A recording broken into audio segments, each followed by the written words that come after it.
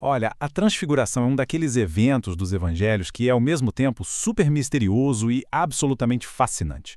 É um momento raro, sabe, em que o divino se mostra de um jeito espetacular, dando um gostinho do céu bem no meio de uma jornada aqui na Terra, uma jornada que, para falar a verdade, estava cheia de incerteza. Mas por que isso aconteceu e o que de fato significa? Para a gente entender bem essa história, nosso caminho vai ser o seguinte. Primeiro vamos ver a crise de fé que veio antes de tudo. Depois, o vislumbre da glória em si e a presença da lei e dos profetas. Aí a gente vai ouvir a voz do Pai, entender essa tensão entre a glória e a jornada e, por fim, fechar com a missão que veio depois disso tudo. Antes daquela luz toda na montanha, o clima entre os discípulos era bem pesado. Era de confusão, de medo mesmo. Vamos tentar entender o que estava rolando. Imagina só a cena.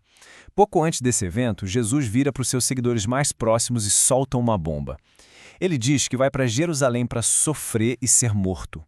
Isso foi um choque total. Era o oposto de tudo que eles imaginavam para o Messias e abalou a fé da galera de um jeito bem profundo. E a reação foi imediata, né? Os discípulos, com o Pedro ali na frente, entraram em crise. Eles simplesmente não conseguiam fazer a conta fechar. Como assim o Messias, o Salvador, ia ter que passar por tanto sofrimento e pela cruz? A ideia não entrava na cabeça deles. E é exatamente nesse clima de dúvida, de confusão, que Jesus decide dar uma resposta. Mas olha, não foi com o discurso não, foi com uma experiência que eles nunca mais iriam esquecer. Jesus chama seu círculo mais íntimo, sabe? Pedro, Tiago e João, e leva eles para longe de todo mundo, para o alto de uma montanha. Na história bíblica, montanhas são quase sempre palco de revelações, lugares especiais para encontros com Deus. Então, ali no topo, algo simplesmente extraordinário acontece. Eles veem a natureza divina de Jesus como nunca antes. Se lá no deserto, nas tentações, eles viram a humanidade completa dele, agora eles estavam vendo o outro lado da moeda, a sua divindade total, brilhando mais forte que o sol. E as roupas? Brancas, como a própria luz. Isso aqui não é só um detalhe, uma mudança de visual. É a revelação da sua verdadeira glória. É como se fosse uma prévia da ressurreição, um spoiler do que é o céu. Mas a visão não parou em Jesus. De repente, como se não bastasse, duas figuras gigantes da história de Israel simplesmente apareceram ali do lado dele. E quem eram essas figuras é a grande chave para a gente entender o que estava acontecendo. Eram ninguém menos que Moisés, aquele que recebeu a lei de Deus lá no Monte Sinai, e Elias, tido como o maior de todos os profetas. E eles não só apareceram, eles estavam ali, conversando com Jesus. A presença dos dois ali manda uma mensagem muito poderosa. Jesus não está começando uma história do zero. Pelo contrário, ele é o ponto alto, o clímax de tudo que Deus vinha prometendo há séculos, através da lei com Moisés e dos profetas com Elias. E se todo esse espetáculo visual já não fosse o bastante para deixar qualquer um de queixo caído, a cena chega no seu ponto máximo. E agora a confirmação vem pelo som, da autoridade suprema. Uma nuvem luminosa cobre eles. E essa nuvem não é qualquer nuvem. É o mesmo símbolo da presença de Deus que guiou o povo de Israel lá no deserto. É um sinal de que algo muito sagrado está acontecendo. E, de dentro da nuvem, a voz do próprio Deus Pai ecoa, de um jeito que não deixa nenhuma margem para dúvida. Ele confirma quem é Jesus e dá uma ordem bem clara, bem direta. Escutai-o. Agora, vamos pensar.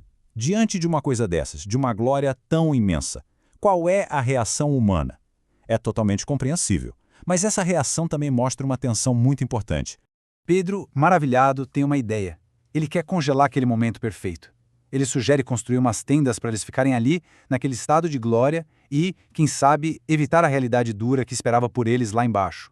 O que ele queria, no fundo, era pular a parte difícil. Ir direto para o final feliz, sem precisar passar pela cruz. É uma tentação muito humana, né? Acho que todo mundo consegue se identificar com isso.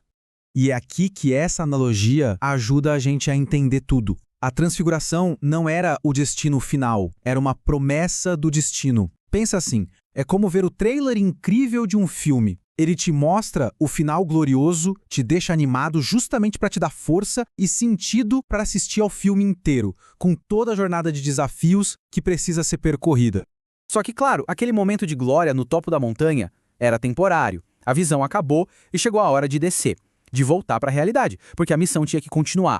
E enquanto eles descem, Jesus dá uma instrução bem clara. Não era para contar para ninguém sobre aquilo. Aquela experiência era para eles, sabe? Para fortalecer a fé deles para as provações que ainda viriam. O significado completo de tudo aquilo só seria compreendido depois da ressurreição. E aqui está a grande lição. A experiência na montanha não foi uma fuga da realidade. Pelo contrário, foi um momento para recarregar as baterias, ganhar força e clareza para voltar para a estrada e seguir o caminho de Deus, por mais difícil que ele fosse. E assim, a transfiguração acaba deixando para a gente um desafio que atravessa os séculos. Como é que a gente pode pegar os nossos próprios momentos de montanha, aquelas visões de esperança, de clareza que a gente tem na vida, e usar isso como combustível para encarar a jornada necessária que acontece aqui no vale, no nosso dia a dia?